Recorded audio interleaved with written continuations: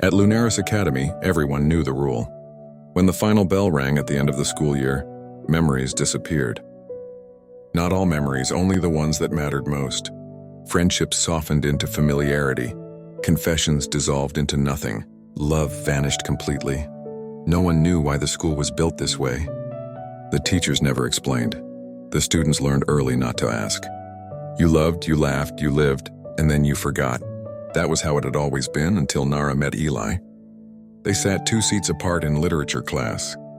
Eli was the quiet type, observant, gentle, always watching the clock as if time personally offended him. Nara was warmth itself, the kind of girl who smiled like she believed tomorrow would be kind. They became friends by accident. They fell in love on purpose.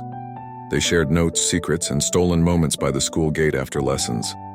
They talked about dreams they knew they wouldn't remember. Still, they spoke anyway because love, even borrowed, was worth it. As the final term approached, fear crept in. The last bell day was coming. Students joked about it, pretending it didn't hurt. Couples promised to find each other again, even though none ever did. But Eli was different. He refused to accept forgetting.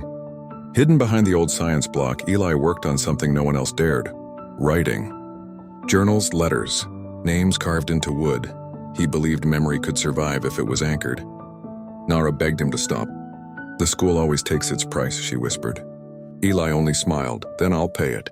On the final day, the bell rang. Students laughed, cried, and walked away lighter than they arrived.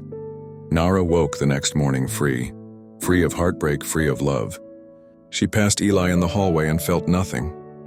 But Eli, he remembered everything. Her laugh, her voice, her promises. And that was the price. Eli never forgot, but he was never allowed to leave the school. While others moved on, he remained behind, a student without a future, holding memories no one else could share. Years later, new students claimed there was a boy who watched the gate at sunset, smiling sadly at couples, whispering a name no one recognized. And sometimes when the bell rang, it rang twice.